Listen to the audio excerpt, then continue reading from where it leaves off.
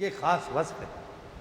اسی وجہ سے رسول اللہ نے ارشاد فرمایا، یہ میرے پاس قرآن ہے، حضرت وہ آیت نکالیے گا، حتۃ نغفر لکم، وہ کہا ہے سورہ بقرہ میں ہے، ادخلوا حتۃ نغفر لکم، پہلے پارے میں ہے۔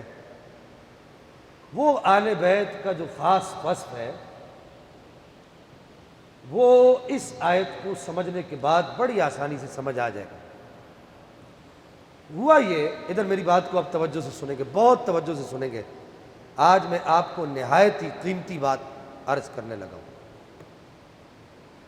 ہوا یہ کہ بنی اسرائیل سے ایک خطا ہو گئی، بہت ساری خطا ہوئی۔ بنی اسرائیل تو خطاؤں پر خطائیں، خطاؤں پر خطائیں، خطاؤں پر خطائیں، پاک پروردگار بھی ان پر عطاؤں پر عطائیں، عطاؤں پر عطائیں، عطاؤں پر عطائیں۔ لیکن جب دیکھا کہ اب بنی اسرائیل نے اللہ کے نبیوں کی شان میں توہین کرنا شروع کر دی ہے، تو پھر اللہ تعالیٰ نے ان پر اپنا عذاب نازل کیا۔ یہ عذاب کے نازل ہونے سے پہلے کی بات ہے، ان سے خطا ہوئی۔ کیا خطا ہوئی؟ کتنی بڑی خطا ہوئی، سنیے گا۔ یہ سورہ بقرہ ہے، پارہ نمبر 1 ہے اور آیت نمبر اس کی 55 ہے۔ اللہ تعالیٰ فرماتا ہے وَإِذْ قُلْتُمْ يَا مُوسَىٰ لَن نُؤْمِنَ لَكَ حَتَّىٰ نَرَى اللَّهَ جَهْرَةً فَأَخَذَتْكُمُ الصَّاعِقَةُ وَأَنْتُمْ تَنظُرُونَ۔ حضرت موسیٰ علیہ السلام کی امتیوں نے، جو بنی اسرائیل تھے یہ بھی، انہوں نے کہا کہ ہم اللہ کو دیکھنا چاہتے ہیں۔ اللہ کیسا ہے، کیسا نظر آتا ہے، ہم اپنی آنکھوں سے دیکھنا چاہتے ہیں۔ تو اللہ تعالیٰ نے فرمایا کہ یہ کام نہ یہ کام نہیں ہو سکتا۔ ہمیں اگر کوئی دیکھ سکتا ہے، یا ہم نے اگر کسی کو اپنے آپ کو دیکھنے کی طاقت دی ہے، توفیق بخشی ہے، تو وہ آخر زمانہ میں ایک نبی آئیں گے جنہیں دنیا محمد مصطفیٰ کہے گی، ہمیں صرف وہی دیکھ۔ انہوں نے کہا نہ ہم نے دیکھنا ہے اللہ کو۔ تو قرآن کہتا ہے فَأَخَذَتْكُمُ الصَّاعِقَةُ، تمہیں بجلی کی کڑک نے پکڑ لیا، سب جل کے راکھ ہو گئے، آسمان سے بجلی گری۔ وَأَنْتُمْ تَنظُرُونَ، اب سارے روئے پیٹے، روئے گڑگڑائے، تڑپے پھڑکے، حضرت موسیٰ علیہ السلام کے دربار میں گئے اور عرض کی کہ یا نبی اللہ، یا کلیم اللہ، نظر کرم فرمائے، ہم تو تباہ اور برباد ہو گئے، اتنے لوگ ہمارے جل کے راکھ ہو گئے۔ تو حضرت موسیٰ علی نبینا وعلیہ الصلاۃ والسلام نے اللہ کی بارگاہ میں دعا کی کہ اے پاک پروردگار، دیکھیں یہ عقیدہ قرآن بیان کرتا ہے کہ اگر کوئی مشکل آ جائے تو اللہ والوں کے در پہ چلے جایا کرو، تمہاری مشکل اللہ پاک حل فرما دے گا۔ تو یہ بنی اسرائیل وہیں گئے، اللہ کے نبی کے در پہ گئے۔ آج بعض لوگ ہمیں کہتے کہ جی تم اولیاء کرام سے کیا مانگتے ہو؟ ہم نے کہا بھائی یہ پوچھو قرآن سے کہ یہ لوگ کیا مانگنے گئے تھے۔ گئے تو حضرت موسیٰ علیہ السلام نے دعا کی، اللہ بخش دے، نادان ہے، بخش دیا گیا۔ ثم بعثناکم من بعد موتکم لعلکم تشکرون، اللہ تعالیٰ نے سب کو دوبارہ زندہ کر دیا، سارے زندہ ہو گئے۔ وَظَلَّلْنَا عَلَيْكُمُ الْغَمَامَ وَأَنزَلْنَا عَلَيْكُمُ الْمَنَّ وَالسَّلْوَىٰ، اللہ تعالیٰ نے ان کو من و سلوہ بھی دیا اور کہا کُلُوا مِن طَیِّبَاتِ مَا رَزَقْنَاکُمْ، کھاؤ یہ میرا رزق کھاؤ۔ وَمَا ظَلَمُونَا وَلَٰكِنْ كَانُوا أَنفُسَهُمْ يَظْلِمُونَ، تم نے اپنے اوپر ظلم کیا، ہم پر تو کوئی ظلم نہیں کیا۔ اب آگے اللہ تعالیٰ نے فرمایا کہ ان کی جتنی خطائیں تھیں، سنیے گا، اب یہاں سے بات بڑی سننے والی ہے، ذہن کو حاضر رکھیے گا، یہاں سے بات بڑی اہم ہے۔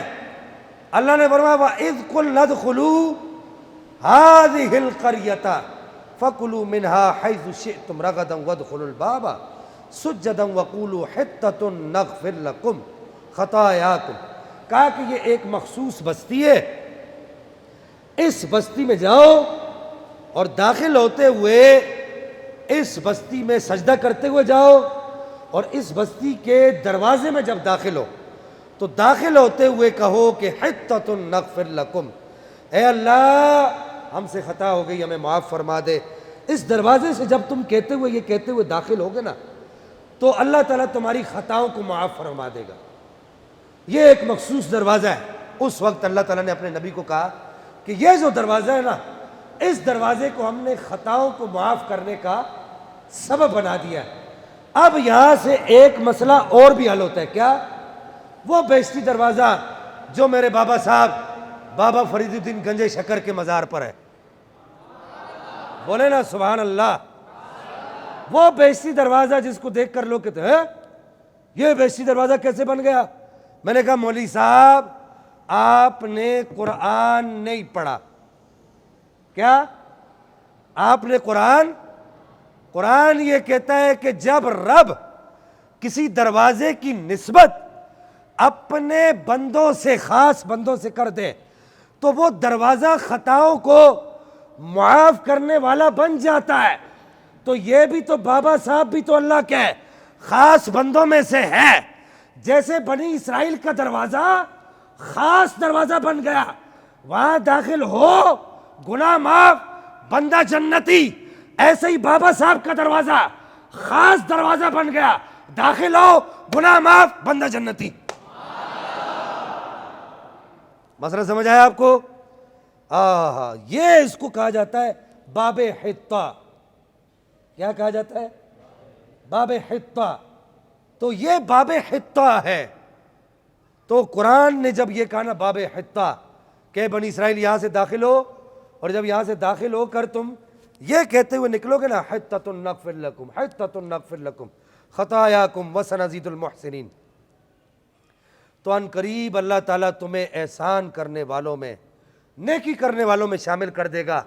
یہ باتیں، دونوں باتیں یاد رکھیے گا، ایک باب حطہ اور ایک یہ کہ قرآن کہتا ہے کہ ہم ان قریب پھر کیا کریں گے، تمہیں نیکیاں کرنے والے، نیکی بڑھانے والے، نیکیوں کو زیادہ کرنے والے، نیکیوں میں بڑھوتری کرنے والوں میں شامل کر دیں گے. اب یہ میرے پاس حدیث مبارکہ ہے، امام بخاری نے اس کو نقل کیا ہے کہ نبی پاک صلی اللہ تعالیٰ علیہ وبارک وسلم ارشاد فرماتے ہیں کہ امام بخاری نے اس کو اپنی تاریخ میں نقل کیا ہے کہ آپ صلی اللہ تعالیٰ علیہ وبارک وسلم نے ارشاد فرمایا یہ جو میرے اہل بیت ہیں نا، ان کی مثال باب حطہ جیسی ہے. کس جیسی ہے؟ باب حطہ جیسی ہے. کہا وہ کیسے؟ ایک تو یہ کہا کہ ان کی مثال سفینہ نوح جیسی ہے.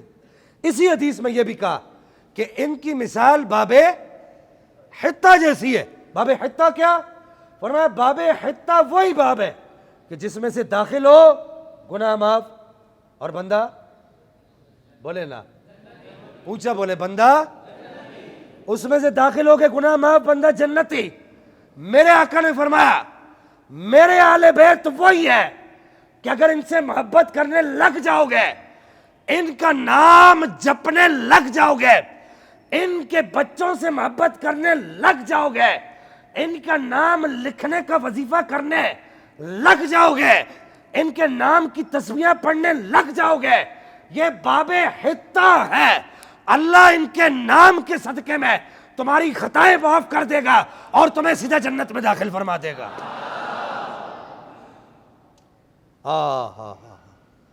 وہ تو نہایت سستا سودا بیچ رہے ہیں جنت کا. نہیں سمجھ آئی آپ کو بات؟ وہ تو نہایت سستا سودا بیچ رہے ہیں جنت کا. کتنا سستا سودا ہے. کسی نے بڑی پیاری بات کہی کہ شراب عشق احمد کی عجب پر کیف مستی ہے کہ جہاں دے کر اگر ایک بوند مل جائے تو سستی ہے.